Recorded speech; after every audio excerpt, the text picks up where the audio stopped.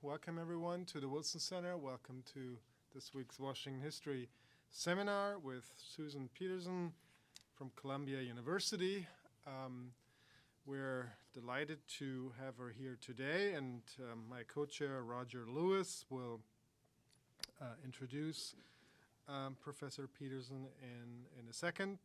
Let me just remind everyone that next week we have Rachel Swarns from New York Times here on her new book, and we're fast approaching the end of the semester. So with that, welcome, and thanks to the AHA and National History Center for the partnership. Roger, over to you. I will say a word about Susan, but could we go around the table and just let everyone identify for Susan's benefit who everyone is? Okay. Margaret Vining, National Museum of American History, Smithsonian Institution. Bart Hacker, National Museum of American History. David Nichols, State Department Historian's Office. Frances Trix at the Wilson Center. Ronald Steele, Wilson Senior Scholar. William Stivers, U.S. Army Center of Military History. James Sang, IBM retired. Sir Phil O'Brien, prior U.S. Air Force, now at Office of Secretary of Defense. Bill Milam, Senior Scholar here at the Wilson Center. Zed David, Senior Scholar at the Wilson Center. Songyul Hong, Wilson Center Researcher, a historian from South Korea. Don Wolfensberger, Senior Scholar at the Wilson Center. Stephen Shore, the PBGC. Dane Kennedy, the History Department, GW. Richard Price, History Department, University of Maryland, College Park. Harvey Kipper, Defense Department. Marion Barber, National History Center. Michael Pierce, National History Center. I first knew Susan at Harvard. Harvard was Harvard all the way, and at one point seemed to not only dominate the history department, but to some extent undergraduate studies. She was a dean. It was here that she began her productive work. Her first book was Family Dependence and the Origins of the Welfare State. And I believe at Harvard also she wrote her book on Eleanor Rathbone. And then suddenly she decides that Columbia is a superior institution to Harvard and has been at Columbia since 2004. The book that she is now writing and will publish is on the mandate system and the consequences of the mandate system through the trusteeship system and on to independence. Susan Peterson. So thank you. Thank you for having me, and to Roger for inviting me. Can everybody hear me fine? Yeah, okay, good. One of the most remarkable developments of the 20th century has been the proliferation of nation states. 100 years ago, empires covered much of the globe. Today, the United Nations counts almost 200 sovereign states as members. Yet as statehood became ubiquitous, its nature also changed. International recognition, possibly more than the capacity for self-support or self-defense, became the foundation for sovereignty. We usually see this explosion of states as the result of a worldwide reaction against empires in the wars of decolonization of the second half of the century. Yet this is only part of the story. Empires also ended because alien rule became both illegitimate and unappealing. Norms and interests as well as power shifted. The book I've just finished writing argues for the importance of the period between the wars and of the mandate system of the League of Nations in that normative transformation. So what was the mandate system of the League of Nations? It was an awkward hybrid, but like all mutations, something entirely new. Applied to the former Ottoman and German territories, it emerged as a British brokered compromise between Woodrow Wilson's desire to avoid an annexationist peace and the Allies' unwillingness to give up colonial conquests. Very reluctantly, France, Belgium, Japan, and the British Dominions acceded to an Anglo-American proposal to hold their conquered territories under a mandate from the League of Nations and to administer them according to specific norms. A familiar language of civilizational difference and uplift justified that disposition. The peoples of the Ottoman provinces and the German colonies, so Article 22 of the League Covenant proclaimed, were not yet able to stand by themselves under the strenuous conditions of the modern world. Their tutelage had to be entrusted to advanced nations who would undertake it on the principle that the well-being and development of such peoples form a sacred trust of civilization. Out of the detritus of empires were formed, in the end, 14 mandated territories. 3 covered the ex-Ottoman Middle East, with Britain holding separate mandates for Iraq and Palestine, and France a single one for Syria and Lebanon. There were 7 separate African mandates, for while German Southwest Africa was turned over in its entirety to South Africa, Germany's other African colonies were all partitioned between occupying powers. Britain thus gained mandates for most of German East Africa and small slices of Togo and Cameroon. France the mandates for the bulk of Togo France the mandates for the bulk of Togo and Cameroon, and Belgium a mandate for the East African kingdoms of Rwanda and Burundi. Finally, Germany's scattered Pacific holdings were distributed under 4 separate mandates to the powers that seized them in 1914. The northwestern portion of the island of New Guinea and the Bismarck Archipelago went to Australia, the western Samoan Islands to New Zealand, and the Mariana, Marshall, and Caroline Islands to Japan, Nauru to a triumvirate of Britain, Australia, and New Zealand. Except for the accident of having changed hands in a war fought for European interests, these territories had nothing in common. Tiny Nauru was a few kilometers wide. Southwest Africa was larger than France. Rwanda and Burundi were densely populated, but the enormous territory that became Tanganyika contained only some 4 million people. Mandate Palestine fewer than 1 million. Arid Southwest Africa a few 100,000. They were unlike in climate, resources, economic development, social structure, and their prior experience of colonial rule. For while the Middle East territories at least had Ottoman institutions and Arab culture in common, Germany had not governed its overseas territories according to a single plan. Southwest Africa's indigenous population had been brutally subjected to make way for white settlement, but the sophisticated and rank-conscious Samoans had been treated cautiously, and most New Guineans probably never knew they were under German rule. And yet, in the interwar period, these disparate and far-flung territories became, against all odds, the object and vehicle of global transformation. How could this be? Why did the thin oversight regime created at the peace conference matter? In the near century since its establishment, historians have put forward a number of answers to that question. Initially, and to a degree still today, the system has been seen as a way of humanizing the practices of imperial administration, an argument I don't want to spend time on, but one for which I think there is very little empirical justification. More commonly, and especially after successive waves of decolonization made independence the norm, the regime has simply been dismissed as imperialism's new clothes, a system dreamed up by the mandatory powers to disguise annexation. There's some evidence for this, for although the great powers were competing more than they were colluding, it's true that they hoped to use the system as a shield for annexation and to keep the oversight powers of the League to a minimum. I think, though, that this emphasis on the weakness of the League regime also misses the point. We need to conceive of the mandate system less as an enforcement mechanism, operating from the top down, and more as a kind of international public sphere, mobilizing from the bottom up. If we look at it this way, as an international arena for discussion, negotiation, and interest mediation, it appears much more significant. For the League also publicized information about the mandated territories and accepted petitions from inhabitants or interested outsiders. Geneva became a magnet for claims, appeals, lobbyists, and delegations from around the globe. And it broadcast those claims further, not only through the publication of voluminous records, but also through the wildfire development of radio and print news coverage, for which the workings of the League were a subject of constant interest. Through this talk, I would argue, international norms began to solidify.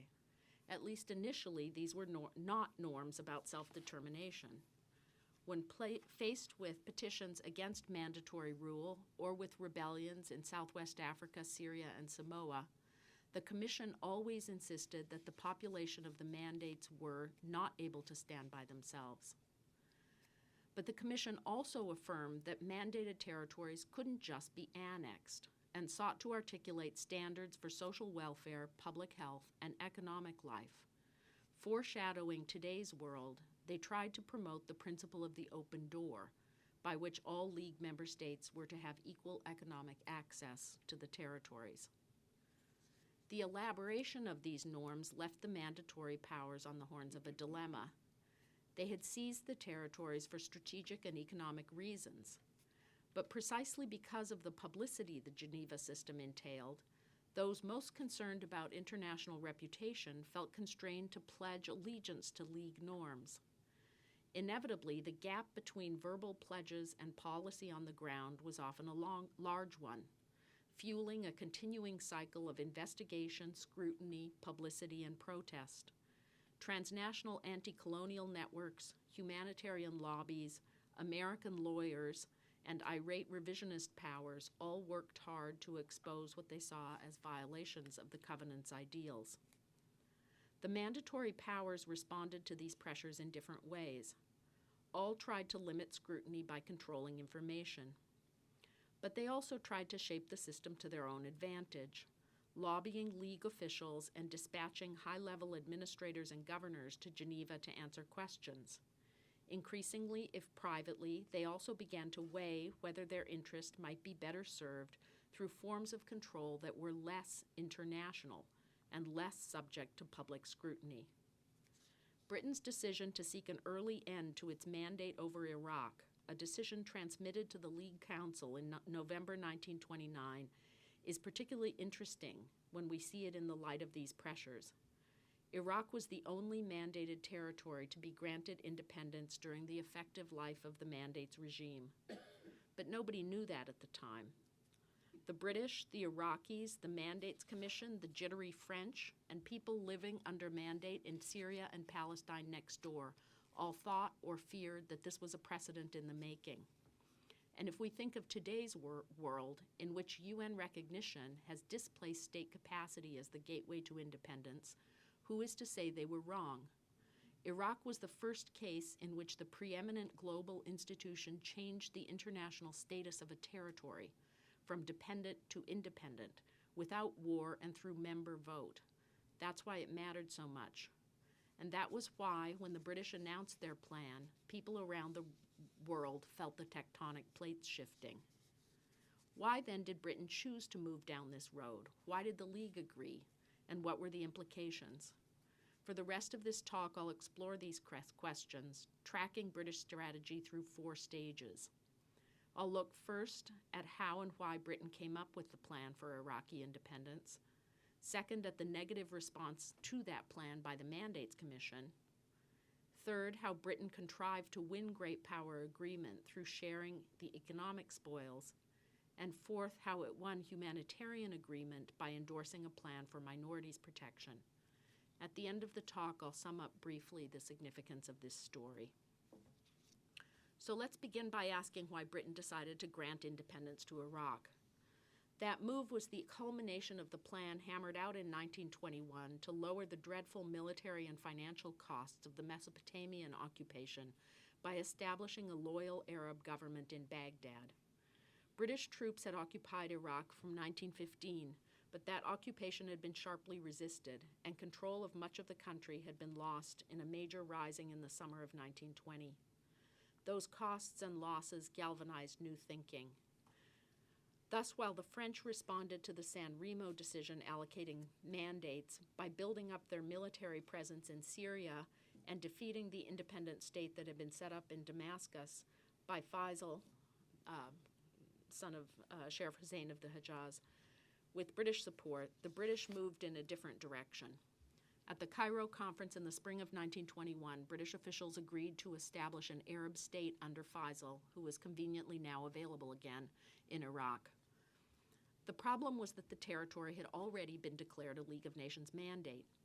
As early as 1922, British officials thus began privately exploring the possibility of replacing the mandate with a bilateral treaty between Britain and Iraq.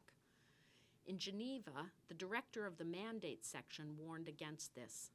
Such a course of action would be very strongly resented by the French for its disruptive influence on Syria and by all the other imperial and mandatory powers as well. The mandate system was supposed to spread the advantages of imperial rule across the Western powers.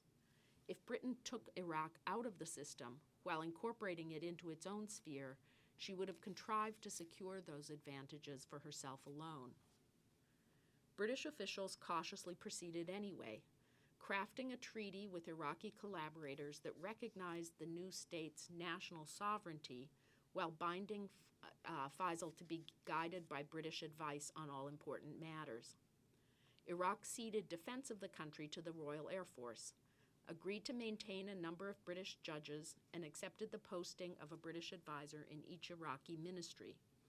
In return, Britain promised to try to secure the disputed and oil-rich province of Mosul for Iraq, and then to consider the country's candidacy for League entry at specified 4-year intervals.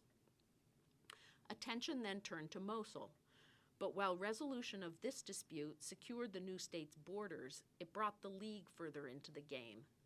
Turkey had refused to cede Mosul in the Treaty of Lausanne, so the matter had been referred to Geneva, which in 1925 dispatched 3 commissioners to determine the will of the local population, about 60% of which was Kurdish. British political officers who were administering the province were instructed secretly to organize support for the Iraqi case, but it was a close-run thing, for Kurdish notables plumped for Iraq, mostly in the hope that Britain would continue to administer the region. The commission thus advised that the award of Mosul to Iraq was to be conditional on the continuation of the mandate for a considerable time, perhaps 25 years, and on the administration of the Kurdish areas by the Kurds themselves. Formally, Britain and Iraq welcomed the decision. They'd won. But the treaty they concluded in January 1926, while extending the mandate for 25 years, qualified this with a proviso that it would lapse if Iraq were admitted to the League at an early date. Indeed, in the eyes of Faisal and his ministers, the way was now clear for Britain to make good on that promise of independence. A serious campaign in favor of League entry was in the offing, the British High Commissioner in Iraq warned London in 1926, and to protect its own strategic interests and alliances, Britain should acquiesce. But the Colonial Office and Baldwin's conservative government were not persuaded. The measure might be popular in Baghdad, one official minuted, but since Iraq was a, quote, mere geographical expression and not a state, how could it be ready for self-government? He wished Britain could support Iraq's case and maneuver some other power, ideally the French, into turning it down. But such a plan, quote, would, in order to be successful, demand on the part of the British representatives concerned a skill in dissimulation and deceit which is happily foreign to our national character, and on the part of other members of the League, a degree of benevolent discretion for which it would be extremely unwise to look. Sir Hugh Trenchard, the Air Marshal, who'd found Iraq such a wonderful arena in which to try out his ideas about air policing, blustered into the Colonial Office to tell one nonplussed civil servant that Britain had no intention of withdrawing from Iraq and should tell Faisal and his henchmen so. Colonial Secretary Leo Amory, too, came down on Trenchard's side. To propose Iraq for immediate League membership would be seen in Geneva as sharp practice and would lay us open to the suspicion of having secured a favorable frontier award by undertaking further obligations we had no real intention of discharging. They would support Iraq's entry in 1932, the cabinet decided, and Amory blithely told Baghdad that Britain would welcome another League traveling commission to see whether such a serious step was justified. Amory was probably right to think Geneva would have been astounded by a British proposal for Iraqi independence as early as 1928, though he was clearly looking for an excuse not to go forward. He rarely cared about the League's feelings. For Faisal and the Iraqi nationalists, however, his decision came as a betrayal. After months of intense negotiations, a new treaty recognizing Iraq, quote, as an independent sovereign state and removing many of the more humiliating constraints on the Iraqi government was agreed. But since this treaty modified Britain's pledge to support Iraq's entry in 1932 with the fateful words, quote, provided the present rate of progress is maintained and all goes well, Iraqi nationalists mobilized against it. Nearly 2 years of political stalemate followed. But Dobbs, the High Commissioner, and his successor Gilbert Clayton both believed agreement was possible. Iraq's nationalist politicians, though eager to build up their army, did not relish the prospect of keeping control of restive tribes without the RAF either. On their advice, and with a new Labour government in London, the stalemate was broken. In September of 1929, Britain told Iraq that it would unconditionally support its entry into the League in 1932, that the unratified 1927 treaty would be dropped, and a new treaty resolving all outstanding questions be negotiated. In November 1929, the Foreign Office told the League Council of that plan. The British government now had to bring the League around. So let's turn to the second phase and watch as that government sought to craft a strategy for securing League consent. That consent would be hard to come by became clear immediately as the Permanent Mandates Commission reacted to the British announcement. What was the Mandates Commission? It was the linchpin of the mandate system, the body of ostensible experts on colonial policy that met in Geneva twice a year to review the administration of the mandates and advise the League Council about any problems. In 1929, the Mandates Commission had 11 members. While all were supposed to sit as independent experts, they often acted as representatives of the states from which they hailed. 4 were from mandatory powers, Britain, France, Japan, and Belgium. 4 from other imperial powers, Spain, Portugal, Italy, and the Netherlands. In 1927, Germany, something new, a post-colonial great power, had been granted a seat, and there were 2 truly independent members, a Scandinavian woman who tended to defend humanitarian norms, and a Swiss political scientist, William Rappard, who had been added to the commission when he resigned from his post as director of the mandate section within the League Secretariat in 1924. The PMC was convening for its November 1929 session when Britain announced its plan. It was clear immediately that they disapproved. Only the left-leaning Spanish member and the German said forthrightly that, quote, the emancipation of the territories under mandate was or ought to be the system's goal. Other members were astounded by Britain's unilateral action. Why did Britain think Iraq could govern itself? If it was making progress, was that not owed to the British advisors posted in every ministry? They already knew from Baha'i complaints that the Iraqi government was not taking the obligation to protect minorities seriously. How then could the British be sure that the government was ready for the responsibilities of power? As the Belgian member Pierre Orts lectured, it was possible to imagine the case of a mandatory power which might wrongfully deny to a territory under mandate the right to govern itself because it wished to maintain the country under its authority. It was possible also that a mandatory power, overburdened by the charges involved in the exercise of the mandate or forced by considerations of a political nature, might declare a territory ready to be emancipated when this was not so. In the latter case, and it was clear Orts thought Iraq was such a case, the League should refuse to end the mandate. Over Casel's and Palacios, that's the Spanish members' reservation, the majority concluded it would welcome Iraq's entry only if and when it became clear that the territory was really able to stand alone, and effective safeguards for its religious and racial minorities and for League member states secured. Britain, stunned by the Commission's reaction, tried to bypass it entirely. Setting conditions for League entry was not the Commission's job, Labour Foreign Secretary Arthur Henderson protested. If anything, this was the prerogative of the Assembly, which, dominated by small states, was certain to welcome a new member. It's a sign of how anxious the Council was about Iraqi independence that it instead elevated the Commission's standing, first requesting its advice about when a mandated territory might be considered ripe for emancipation, and then asking its advice about whether Iraq had met those conditions. The Commission, in other words, was to figure out the criteria for independence. In 1930 and 1931, the Commission began hammering out a doctrine. That a mandate could end was clear from the Covenant. For if the system had been constructed to protect people, quote, not yet able to stand by themselves, the implication must be that someday they might do so. But it was not for inhabitants to decide whether this day had come. And, quote, in the case of African and South Pacific territories, this goal is beyond dispute, so remote that it would be safe to say it is of no more than theoretical interest. Instead, whether the stage had been reached was a question of fact, of empirical and observable conditions in the territory. At a minimum, the Commission decided, it should have a settled administration, the capacity to maintain territorial integrity, the ability to keep internal order, adequate financial resources, and a judicial apparatus that would afford equal justice to all. It didn't need to be able to repel any possible attack, the British member Lord Lugard added, for that was a standard few small states could meet. Internally, however, it had to have the rudimentary capacities of a modern bureaucratic state. This was a list of conditions many political theorists would have endorsed.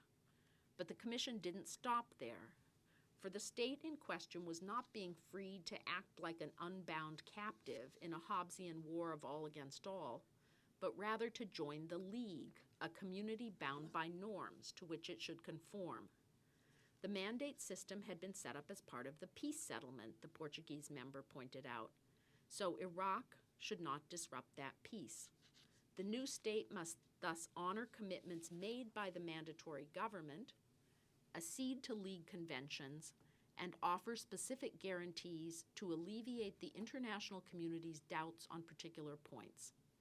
After months of pressure and lobbying, the Commission knew just what those sticking points would be. The new state needed to guarantee equal economic privileges to all League states and to safeguard minority rights. British colonial officials in London and Baghdad then embarked on a painstaking, multi-pronged campaign to make it impossible for the Mandates Commission to say Iraq had not met those conditions. First, they restricted the Commission's independent access to information, successfully preventing the League from sending out a fact-finding mission. Second, they inundated the Commission with their own information, providing detailed observations on all petitions and writing a highly selective, one might say sexed up, survey of the expanding capacity of the Iraqi government under Britain's 11-year tutelage. Third, they dispatched the imposing new High Commissioner, Sir Francis Humphreys, to Geneva for the June and November 1931 PMC sessions, Commission sessions. There, Humphreys stayed relentlessly on message, lobbying members individually and hosting lunch parties featuring Iraqi government ministers Nuri al-Said and Jafar al-Askari. Finally, they negotiated intensely behind the scenes to reconcile key states to the British plan. That plan was carried out, moreover, over the inward reservations of much of the officialdom itself. Quote, "We are very doubtful of the truth of our own opinion that Iraq is fit for admission," J.E.W. Flood at the Colonial Office admitted in October 1930, and Britain's advisors to the Iraqi government were even less sanguine. Sir Kinahan Cornwallis, advisor to the Interior Ministry and in Iraq continuously since 1920, for example, doubted that there was a single British official who would agree with the claims Britain was making in Geneva about the steady progress of the Iraqi government. He himself thought that British withdrawal would lead to a period of near anarchy, followed by British reoccupation or the emergence of a dictator. Reading blunt comments like these, the historian Elia Kaddouri's old charge that British officials supported Iraqi independence out of an excess of liberal idealism and self-delusion falls to the ground. Pragmatic calculations drove them. If Britain wished to retain control of its airfields and oil fields, but was not willing to spend money and lives reoccupying the country, and it was not, there was no other choice. Quote, His Majesty's government are committed lock, stock, and barrel to the opinion that Iraq will be fit for admission to the League by 1932, Flood concluded, and whatever happens, we must stand by that. That strategy was successful, enabling Britain to secure its privileged position in Iraq for another quarter century. But we must look more closely at the nature of that victory, for the emancipation of Iraq required international approval, and to secure that approval, two consequential bargains were struck, one over the extent of Iraq's economic and military sovereignty, and the second over its internal authority.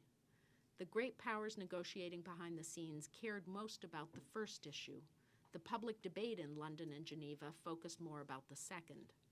But it's the relationship between those bargains, that is, the way internal domination was traded for external concessions, that we begin to see a new definition of independence emerging.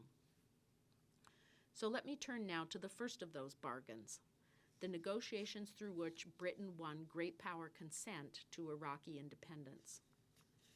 But why were the powers interested? Let's begin to puzzle that out by eavesdropping on conversations about Iraq going on in the German Foreign Ministry. Ostensibly, Weimar Germany had no interest in Iraq, no significant investments, no military ties, but that was, in a sense, the problem. Before 1914, German firms had won Ottoman concessions for oil exploration and railway construction in the Mosul region, and they were eager to reestablish their presence. But how, given British and French mandatory control in the region, could they do so?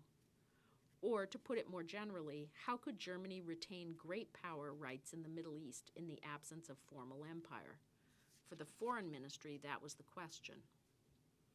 The person assigned to answer it was Fritz Grobe, the talented Arabist, former consul in Kabul, and later ambassador to Baghdad during the Nazi era, who headed the ministry's Middle East and South Asia section in the late 1920s.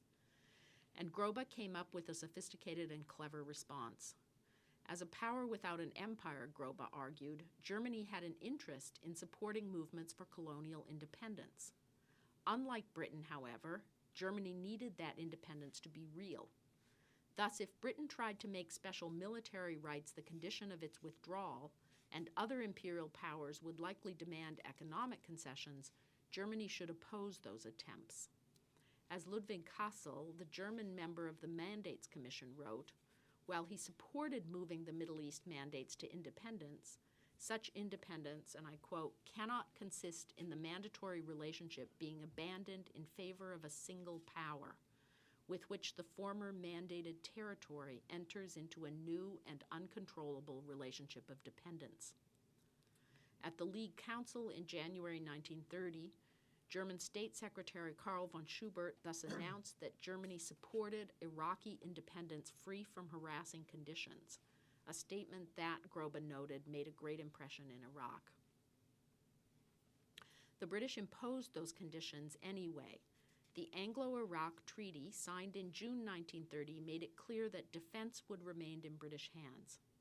Britain recognized Iraqi sovereignty in that treaty, but at a price, including the right to move troops over Iraqi soil, the continued presence of the RAF, British ownership of 2 air bases, the right to train and equip the Iraqi army, the continued employment of British judges, and a phased diminution of other British staff.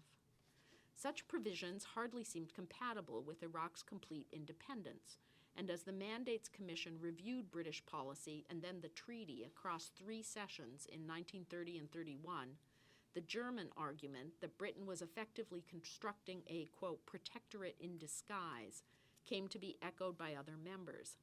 As the Spanish member put it, the question was whether a new international institution, the mandate system, was being done away with in favor of a bilateral system of protection removed from international oversight.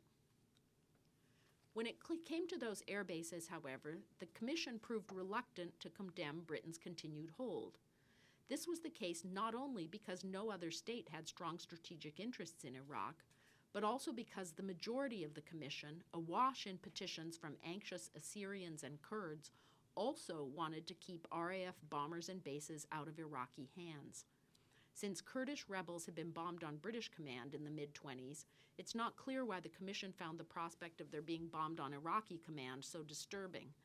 Nevertheless, it did so, and welcomed the fact that the treaty deprived the Iraqi government of that, quote, monopoly of the legitimate use of force that Max Weber thought the essence of statehood.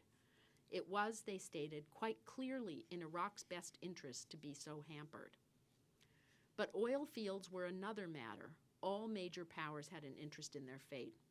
All were aware that Mosul was, quote, a veritable lake of petroleum of almost inexhaustible supply, and all wanted a share.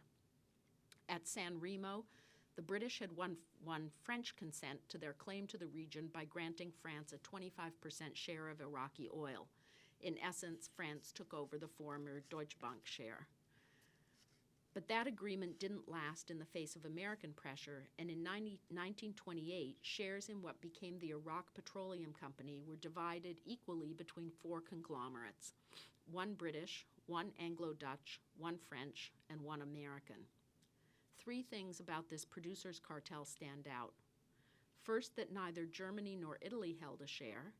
Second, that the Iraqi government didn't hold a share.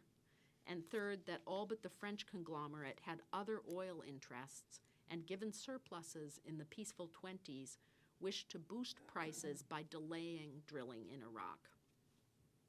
In this situation, the Mandates Commission emerged as an arena for contesting not only great power strategic interests, but oil claims as well. Territories under mandate were supposed to enforce the open door, and the Germans and Italians in particular thus used the prospect of Iraqi independence to criticize the disposition of Iraqi oil. Iraq, which had serious budget deficits and desperately needed royalties from oil, surreptitiously encouraged those complaints, colluding with a misleadingly named British Oil Development Company, the shareholders were mostly Italian, to try to force greater competition. Revealingly and atypically, the Commission published the BOD's petitions in full in their minutes. International pressure and an awareness that Iraqi independence was fast approaching finally lit a fire under the British and the Iraq Petroleum Company. After intense negotiations, construction on a new pipeline finally began, and the government of Iraq, borrowing against future revenues, averted financial disaster. It did not escape the Commission's notice that Iraq still held no share in the management of the nation's most valuable asset. In the end, however, some Commission members were less concerned about Iraq's rights than the rights of their own states, with the Italian member especially carping about British plans. But the Italians had no interest in Iraq, the Colonial Office insisted. What on earth were they after? In late July, they got an answer, a share of Iraqi oil. It is unpleasant to have to submit to blackmail, one official minuted, but the Italian-dominated British Oil Development Company should probably be given a concession after all. Faisal thought so as well, and by 1932, negotiations were underway in Baghdad for a concession granted in May to the BOD. It's worth noting Germany did not engage in open blackmail of this kind. German and Italian policies were both based on strict calculation of national interest, but while the Germans intervened to limit British constraints on Iraq's resources and sovereignty, the Italians did so mostly to force Britain to share the spoils. One might say the two states were articulating, if only partially and in embryonic form, 2 different visions. The Germans of a world of formally equal sovereign states regulated through market competition, a competition they expected to win, and the Italians of a world in which great powers, among whom Italy liked to count itself, would negotiate their spheres of influence and extract privileges from the more vulnerable. Germany thus did not support Italy's suggestion that Iraq be required to grant all League states most favored nation status for 25 years. Iraq's independence, the German minister reiterated in September 1931, should not be hampered by excessive conditions. By that fall, all cards were on the table. The PMC was still skeptical of Iraq's readiness for independence, and they weren't sure that independence was really on the table anyway. Yet, partly because the foreign ministers had taken control of the question, the Commission moved off center stage. To the relief of the Colonial Office, the Commission was asked to report merely on whether Iraq had met the conditions outlined in June, and not to conduct negotiations over any special guarantees. This task would fall to the Council, an unsentimental body which British officials could influence. True, they would probably face problems from the Italians, but need go no further to meet them. They now had, after all, French support. Nothing more reveals the nature of the independence granted Iraq in 1932 than the role played by France. The Colonial Office had initially expected France would cause the most trouble. France had, after all, expelled Faisal from Syria and was very sensitive about Hashemite designs. The Colonial Office was thus quick to attribute the Commission's early obstinacy to malign French influences and feared it would hold out for all sorts of guarantees. But with its pipeline secured, France proved the dog that didn't bark. Indeed, as officials at the Quai d'Orsay reflected on the expense, unpopularity, and international censure generated by French behavior in Syria, they found Britain's Iraq policy, that of creating a cheap client state outside the realm of international scrutiny, increasingly attractive. In June 1931, France told the Commission that it planned to negotiate a treaty with Syria and then end the mandate. This is, J.E. Hall of the Colonial Office commented, for once speaking the entire truth, the most striking compliment yet paid to our Iraq policy. So we've seen that the British were able to win consent for their plan to emancipate Iraq by granting other great powers a share. But these concessions were not, for most observers, the main concern. For the Mandates Commission, Iraq's internal situation, and especially the well-being of its minority populations, was just as important. The Commission wanted to make independence conditional on guarantees of minority rights. There were precedents here. When the peacemakers in Paris carved new states out of the disintegrating Austro-Hungarian and Russian empires, they required those states sign treaties guaranteeing minority population-specific linguistic and cultural rights.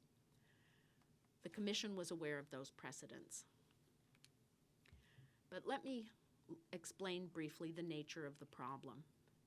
Iraq was imagined as an Arab state, but what might this mean? About half the population of its 3 Ottoman provinces were Shia Arabs, sharing the religious traditions of neighboring Persia. Sunni Arabs and Kurds, mostly in the north, comprised a further fifth each, with significant groups of Jews, Christians, Turks, and Yazidis making up the rest. Some of these groups had their own national dreams. Shia clerics and tribesmen who had been the backbone of the 1920 rising wanted an independent and Islamic Iraq, Kurds and autonomous Kurdistan. British guns and the emergence of the Turkish Republic shattered those plans, making possible what emerged, the Hashemite Kingdom of Iraq, whose officials largely came from that same Sunni elite that had been the backbone of the Ottoman state. Aware of its fragility, that state spoke the language of nationalism. But ethnic antagonism still festered, and the fact that the League had a petition process made them more acute. In most territories, petitions were used to articulate nationalist claims against mandatory rule. In Iraq, however, since an Arab government was nominally in charge, petitions arrived from minorities, especially Kurds and Assyrians, who were petitioning against the nationalist government. Both groups had good reason to feel betrayed by British plans. The Kurds, after all, had been slated for a kind of independence in the abortive Treaty of Sèvres, and the League Commission that granted Mosul to Iraq had stipulated that Kurdish autonomy be preserved. Iraq's Assyrians were even more anxious and even more vulnerable, for they were Christians, often recent immigrants to Iraq, and worse, the backbone of the British occupation. Excellent soldiers, culturally and ethnically distinct, many had been recruited into the Assyrian levies, special battalions under exclusively British command that had been used to guard airfields, defend Iraq's borders, and put down rebellions among the Kurds. Both the Kurds and the Assyrians responded to news of Britain's plans for Iraq by appealing to the Mandates Commission. The commission was sympathetic. In both cases, however, the British and Iraqi governments joined together to discredit their aspirations. The Kurds were, British officials told the Commission, essentially tribal, illiterate and untutored, and entirely lacking in those characteristics of political cohesion essential to successful self-government. They should be guaranteed linguistic rights, and the Iraqi government was already committed to doing that. Nor was the Assyrian appeal to settle together and be given autonomy somewhere in northern Iraq admissible. If told so firmly, the British assured the Commission, the Assyrians would calm down. Yet the Assyrians, like the Kurds, manifestly declined to calm down. The mandate ended with Assyrian ex-soldiers heading to Syria for support and with a backlog of petitions awaiting consideration in Geneva. Nothing so perturbed the Commission as the situation of Iraq's minorities.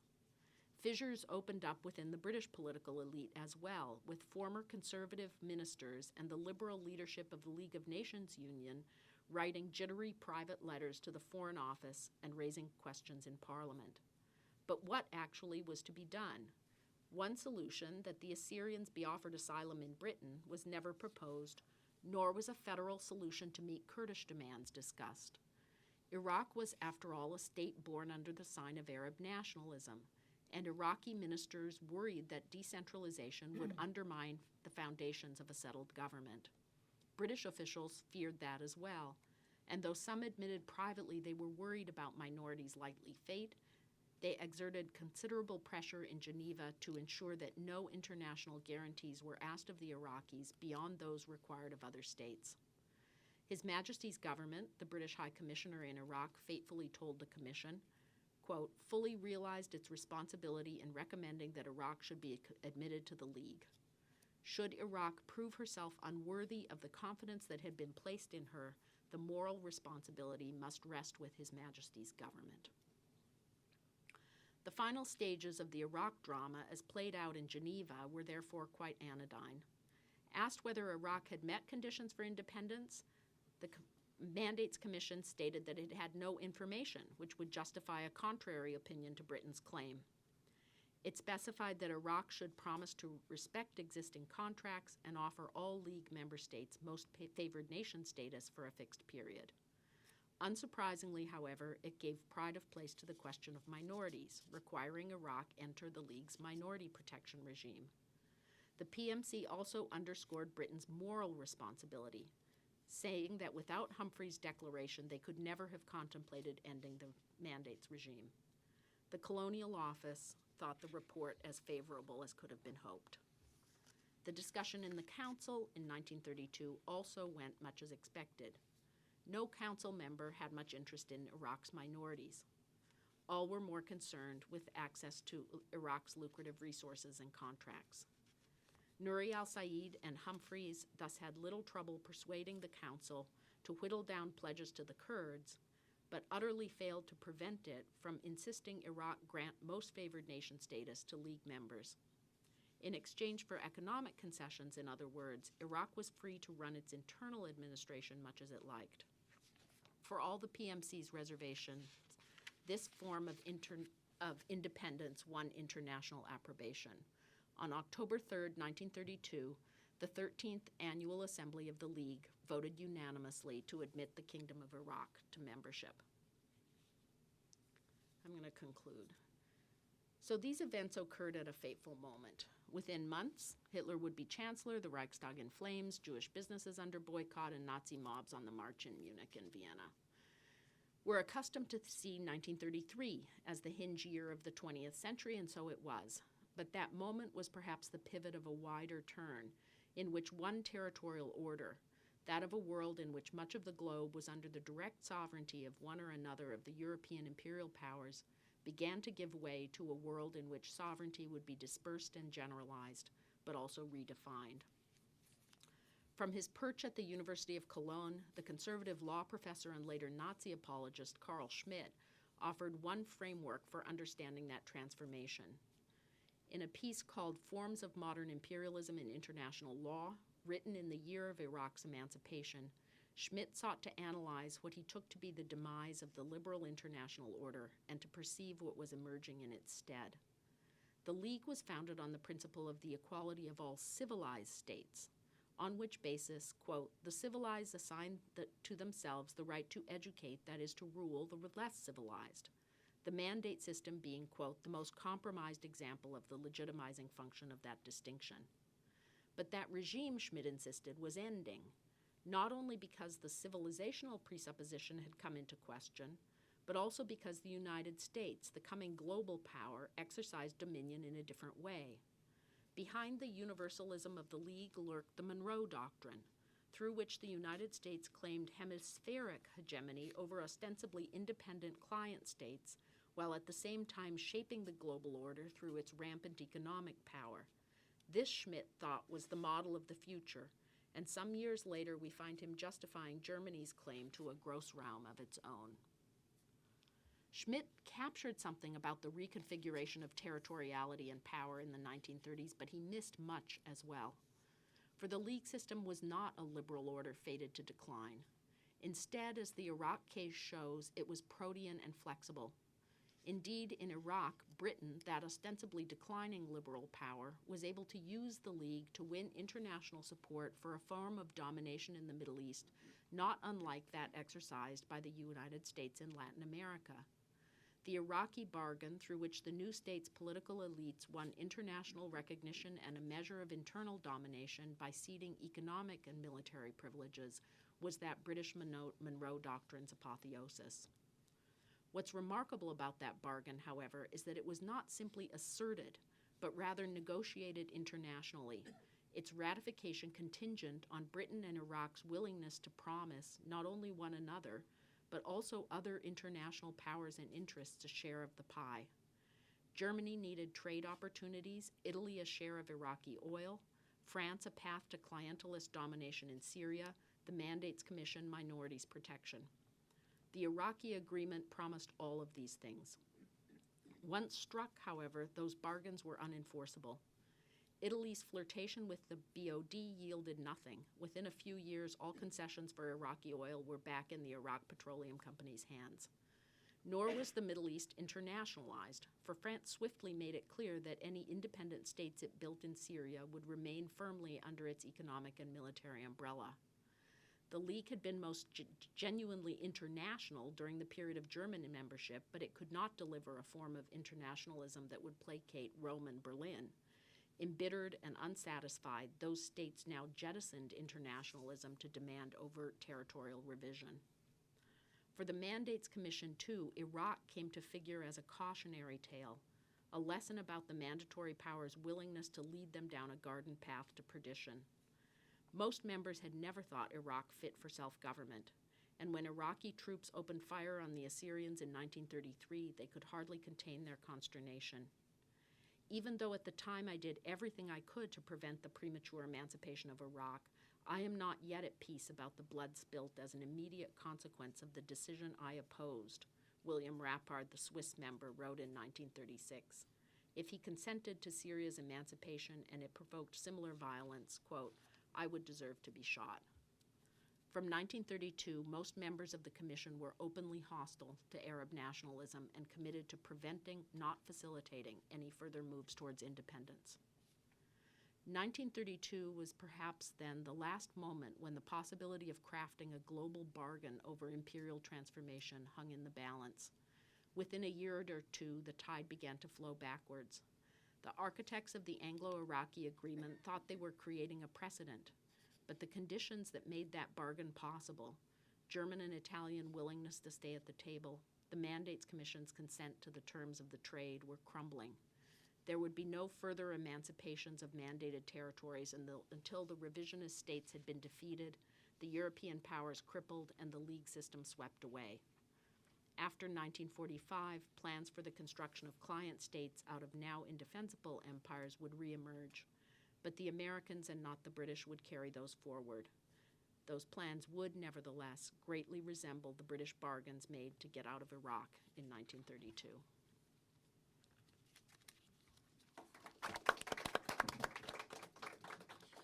Susan, I have a general question.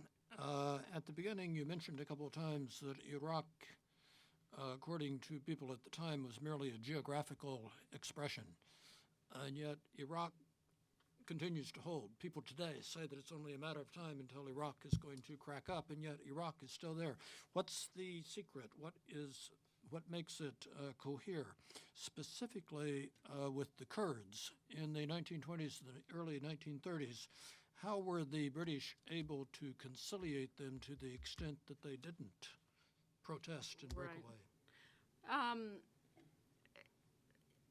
Well, that's I have to say the Kurds did protest quite a lot. I mean, if you go to Geneva, you find great boxes full of Kurdish petitions.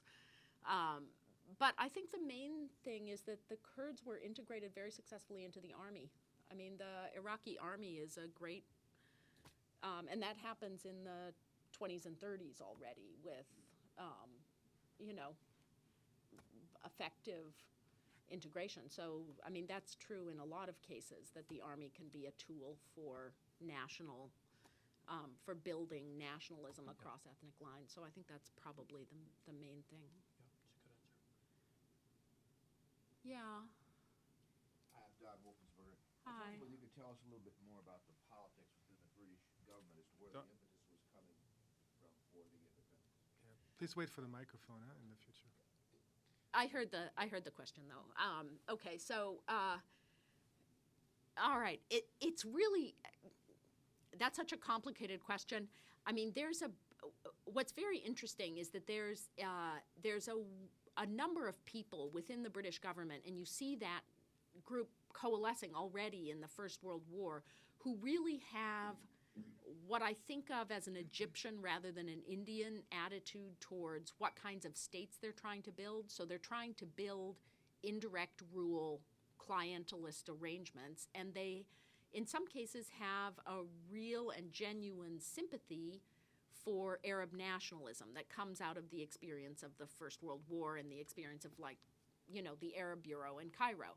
And so there are those people, and that's one wing within the British government who are, very attached to that. That's a very contested position, particularly within the Conservative Party. So partly, although I didn't stress this here, there is an answer to that has a little bit to do with party politics. Because if you pull back from this a bit, it's interesting what a number of complicated colonial situations all show up basically in 1929, which is, of course, when the Labor government comes in. So it isn't just, this case, but there's a white paper on Palestine. There's controversy over what's going to happen with closer union in East Africa. And, we tend not to see that kind of a piece, but there clearly is conflict within the government itself. And it's partly a party conflict, not entirely. Yeah. I understand that in 1929, I think Britain's major colonial worry was the growing role of the Congress in India. Mm-hmm. Were British efforts towards Iraq intended to influence the outcome of India's role of possibly changing as part of the empire or not? I can only answer that on the basis of what I've seen. And because policy is kind of siloed into different areas so that, policy in Iraq is handled by the Colonial Office, policy in India is handled by the India Office. They're kind of frozen into different. So that said, I think the British are very conscious, very, very conscious of how Iraq will play internationally. So, we think of the imperial powers as the imperial powers, and the more I've worked on this, the more I see a genuine conflict and difference in the way the British and the French in particular are strategizing about how they're going to move their interests forward. And the mandate system is something that is created in the British interest. The French don't like it, and they're right not to like it because it's created against their interest, right? So, and the British from the start interpret the A mandates in the way they were originally written. In other words, that it is an obligation on their part to make an attempt to move towards building national governments. Now, what they mean by that is to build these sorts of national governments, right, which are very clientelist. But the French interpret that very, very differently, you know, that they're trying to build, I mean, Syria's broken into pieces, and the aim is to continue to have pieces, not a unified state. And in fact, the British in Iraq are doing the exact opposite. They're taking things that are in many ways pieces and trying to turn it into a national state. So I can add to that a little.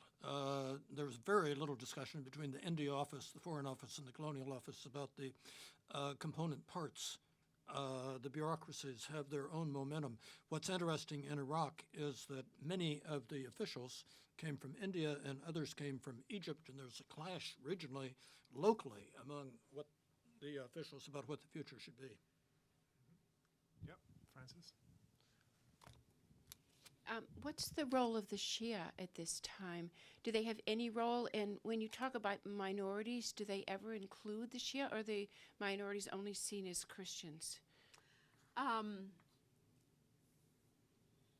That's very interesting. The Mandates Commission never sees. I mean, the Shias are, if anything, a majority. I know, but they don't have power. Yes.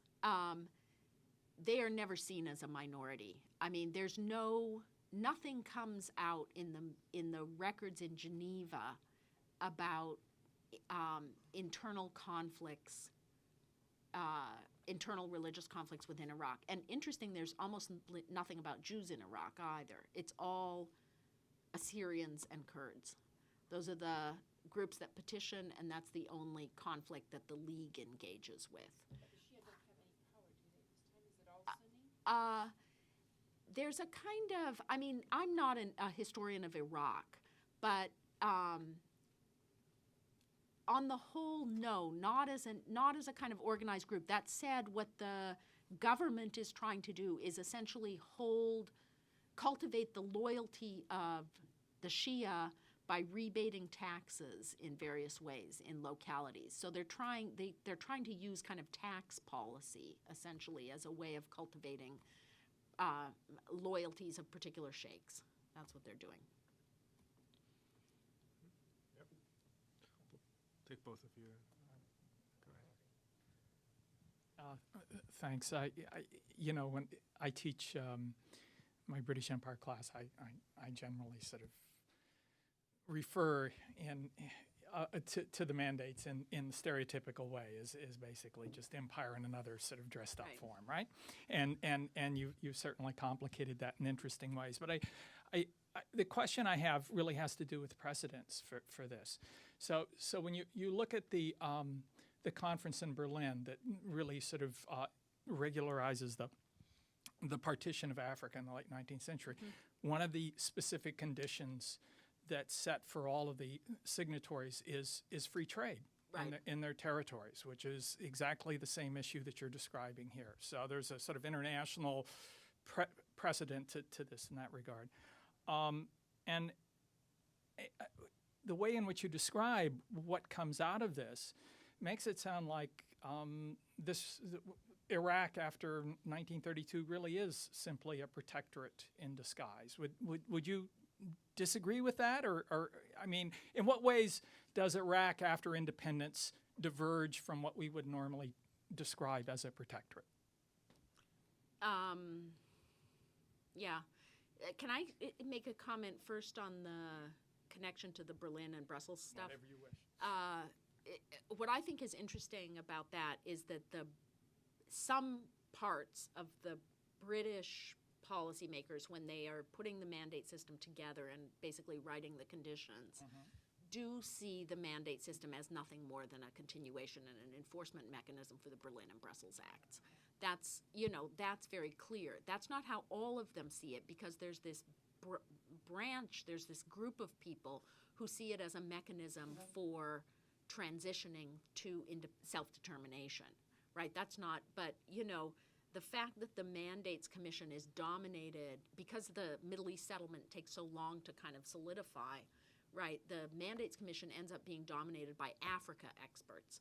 And so that, not by, nobody, I mean, that's the other thing that I didn't even get into. Nobody knows anything about the Middle East on the Mandates Commission. Nobody's ever been there, right? I mean, except for the Italians, who has all kinds of, who's married into a Lebanese family and has all kinds of economic interests in the Levant. But except for him, they don't know anything about it. Lugard is the Mandates Commission representative. And so it's a very Africa-centered body. And as such, it's very worried particularly about enforcing that. And it's seen as an enforcement mechanism, which of course Berlin and Brussels never had because of the international oversight side and the fact that there's so much publicity. About Iraq being a protectorate, I mean, that's one of those questions. We would get into that discussion of whether,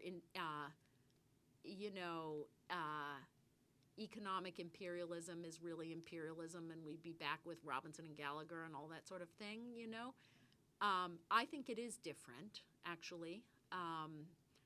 The government of Iraq proved to be very hard to control.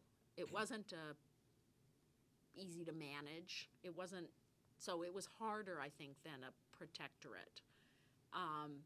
The fact that it sits independently within the League as an independent state matters because it controls its own foreign relations, at least nominally, and that's different, right? So I wouldn't, I think it is different. I mean, that was a powerful critique, but it was a critique that was being instrumentally used by Germans and Italians for their own reasons. Right? But the British do retain control over the airfields and the oil company. They do. Yeah, thanks for a very interesting paper, Susan. I wondered if you could say something about what this process and these negotiations did to the League. In other words, the picture you've painted suggests that for the British, the League is yet another layer of complexity that it has to deal with in securing its strategic and economic interests in Iraq. But I was wondering whether, in fact, it didn't ultimately end up being at least a small chip of erosion to the credibility of the League as a place where international issues of this sort could be resolved or dealt with in a kind of more consensual way than just great power politics would imply. I mean, that's a great question. I'm not, and the answer has to be kind of complicated because I think the thing, what we forget about Geneva, because it's only coming back as a subject of real historical research now, is how much it was doing. I mean, Iraq is a tiny blip in terms of what is going on in Geneva, right? So, and in this case, I mean, this will sound unbelievably cynical, but I don't think this was discrediting of Geneva. This is a success story, right? Iraq joins the League, and that's seen certainly by the small states in the League as a huge victory and a vindication of the mandate system. It's, from their point of view, there to usher people's not yet ready to stand alone into being able to stand alone. And everybody gets up and stands up in the League Assembly and says, welcome to the newest member of the family of nations. I mean, exactly as you'd expect. So it's seen as something that really enhances. And 1932 is the height of, I mean, it's the moment where everything flips, right? It's the height of the League's power, in a way, insofar as it has any power. Everybody's in 1932 except the Americans. Right? Thank you. Could you just, since you just mentioned the surge in interest in the League's history and what it all did, could you just talk for a moment about, elaborate on that? I know you're not here to give a history of the League, but what explains this surge in interest? Well, this is like my other life now. I didn't expect to be the person carrying this particular flag, but it's ended up that way.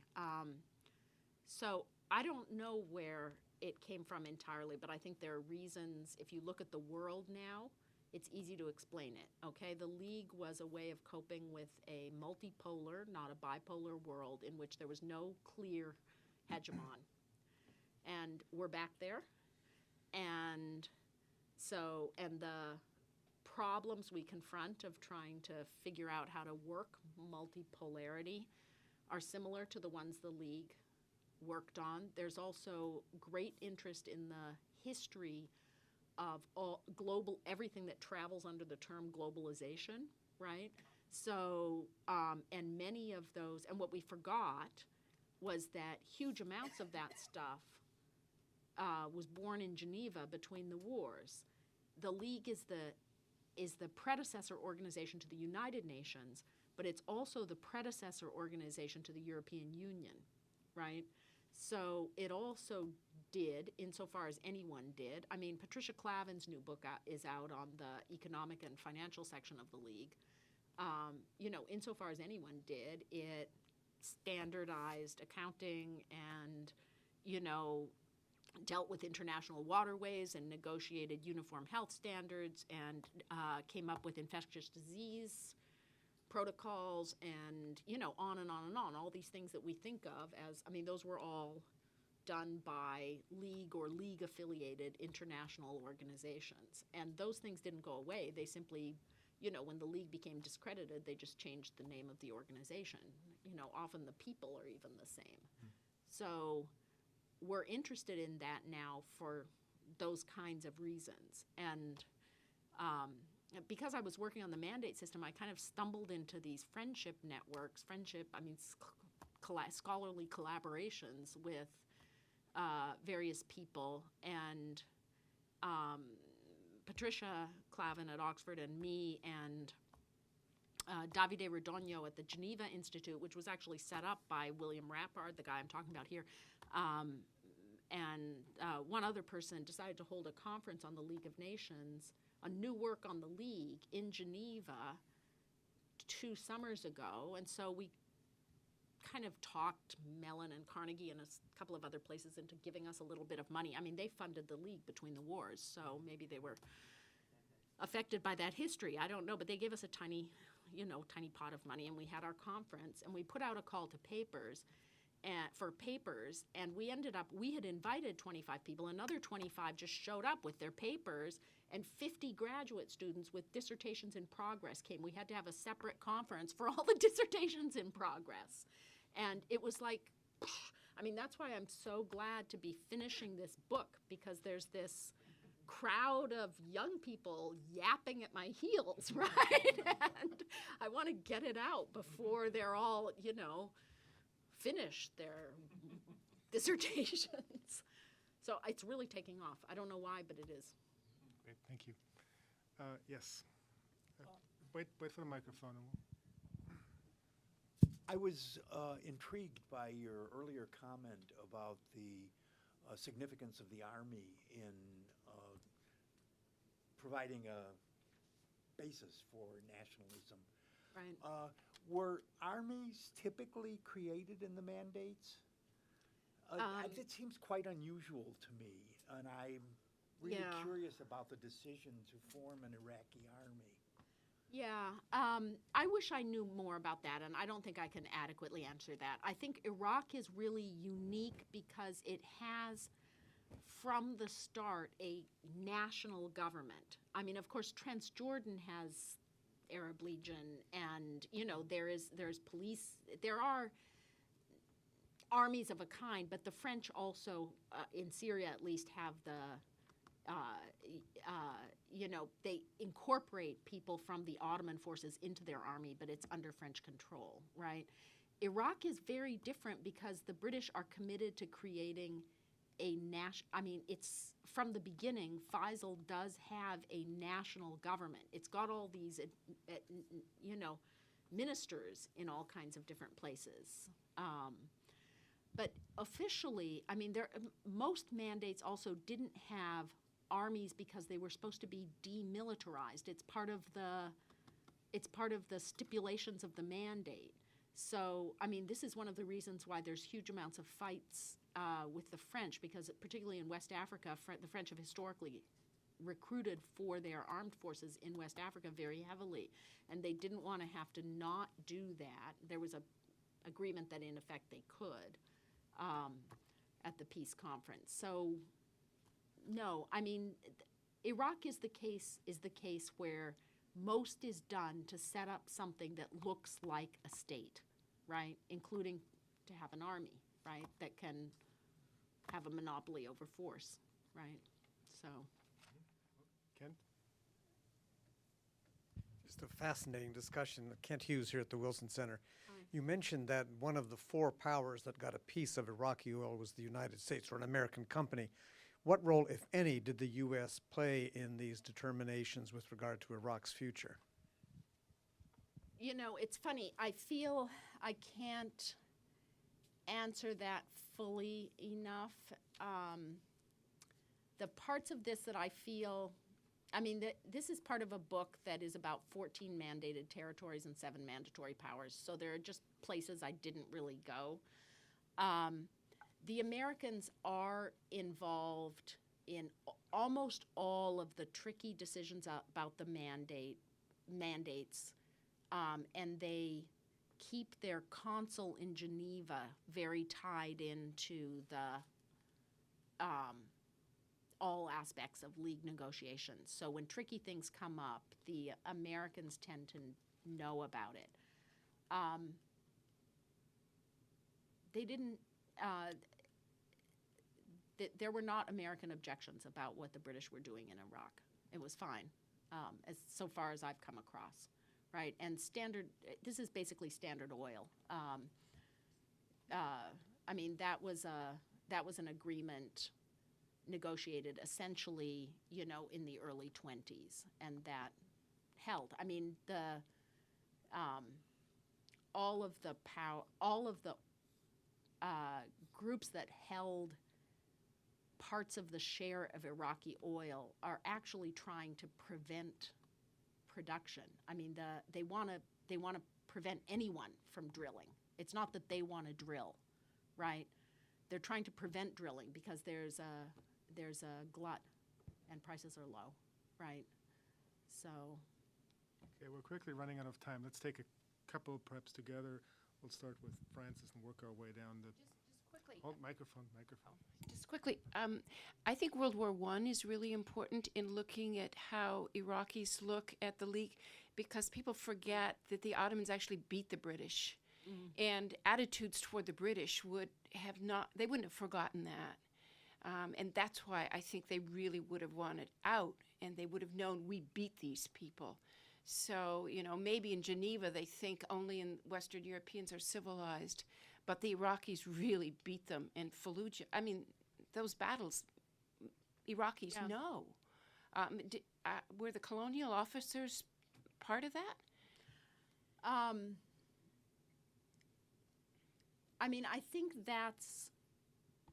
I tried to say a little bit about that at the beginning. That's why what happens in Iraq is basically that the British are trying almost from the start to figure out an exit strategy, and it's hard to do because of their commitments. Because basically, what they have done is they've come to an agreement with France, and at the end of World War I, that's the only agreement that's holding, right? I mean, that's all that's left. I mean, the Americans have just pulled up taken their toys and gone home. And, you know, so it's up to the French and the British to come to terms. And the French are very concerned that the British hold in the territories that they hold, right? Just like they're concerned that the British pull out of Syria. I mean, the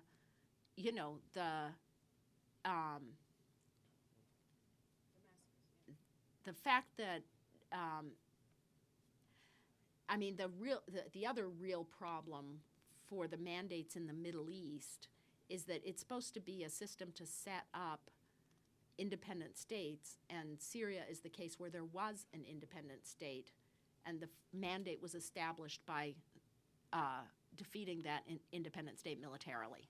And so it's discredited from the outset. I mean, however little legitimacy this, condominium type thing that's worked out in Iraq has, nothing is as legitimized in terms of Arab nationalism as the Syrian agreement. You indicated that the Mandate Commission knew very little about the Middle East, and I infer from what you said very little about Asia. Did the Mandate Commission know what it didn't know, and did they have any way of and any interest at any point of trying to learn more, or did they just kind of accept what the mandates people gave them and the petitioners gave them and try to make a decision? I mean, that's legally. Yeah, no, that's a great question. I mean, I find the commission very interesting because it genuinely does learn over time, but it can only learn from material that comes to it and that is presented to it. The mandatory powers worked 24/7 to limit the access of the Mandates Commission to independent information. So the Mandates Commission was not allowed to travel to the mandated territories in an official capacity. They could go in as individual people, and some of them did. So some number of them made trips to here or there, but they were not allowed to do any fact-finding missions. That's one of the first things that changes when the Trusteeship Council comes in, precisely because it's such a contested thing. So what ends up happening is what the Mandates Commission knows depends very heavily on how successful different groups are in getting information to them. Because what they can do and what they're allowed to do is receive information from all different kinds of sources, which is informational and can be treated as petitions. What that means is, for instance, one great source of information for the Mandates Commission is American international lawyers who are really interested in the Middle East mandates in particular and write all kinds of stuff about them and send that stuff off. And the guy this guy William Rappard, who is the first director of the Mandates Commission, he is a Harvard, has a degree from Harvard, was an instructor at Harvard, speaks French, English, and German completely, equally fluently, has a very wide network of international scholarly contacts, and he makes a point of gathering information. And the mandate section also subscribes to all kinds of newspapers, and when things heat up in the Middle East, they actually go to the trouble of hiring a translator and getting translations of the nationalist press in they take 25 nationalist newspapers across the Middle East, and they have those translated, key articles translated. So they're not without information, right? The problem is that what they see is limited because they don't go, right? They can't go. Like an American legal procedure where yeah, you have to use the information that comes to you, basically. Okay, and other questions? Yeah. Hi, I was wondering if you could say a little bit more about humanitarianism, because you mentioned it in the context of minority protections, and I was wondering, does that manifest in the discussion in issues other than minority protections? Does the issue of humanitarianism or of humanitarian sort of norms come up in other issues? And also, are there other organizations that are part of this discussion, whether they also are petitioning the League, other than, say, the Kurds or the Assyrians whom you mentioned? What is the larger context that you could put those humanitarian concerns in? Yeah, I mean,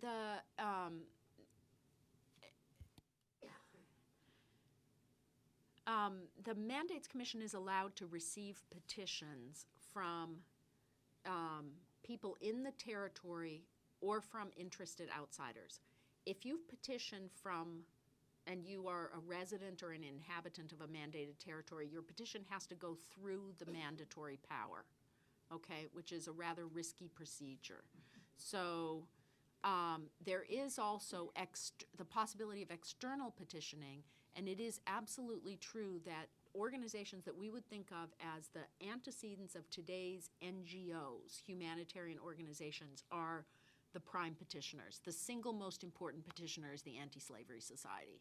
Okay, and the Anti-Slavery Society petitions about anything that they think looks like it might be remotely like slavery, but they also petition about things like African land rights, okay? They are the people who kick off a couple of major kind of scandals about, they kick off the investigation into South Africa's bombing of tribesmen in Southwest Africa in 1922-23. They kick off a Samoan inquiry. American lawyers, Americans are also important. I mean, Raymond Leslie Buell, who was this, this guy who wrote what is still one of the most interesting books on, it's called The Native Problem in Africa. It was published in 1928. He spent a year roaming around Africa with the support of a Harvard Radcliffe international studies, something or other, that he had set up. He's a kind of academic entrepreneur. And he becomes head of I think the Council on Foreign Relations or Foreign Policy Association, predecessor, Foreign Policy Association. And his works end up being the basis for petitions by the International Institute for the Rights of Man or something in Paris. So it's that kind of petitioning is really quite common and quite important, right? Thank you. I think we're out of time. I think we all are indebted to Susan for a terrifically learned experience here this afternoon. Thank you, Susan. Thank you. Please join us for a glass of wine outside. Thank you. Yes. Wonderful. Thank you so much. Oh, you're welcome. It was just right for this group. Oh, good.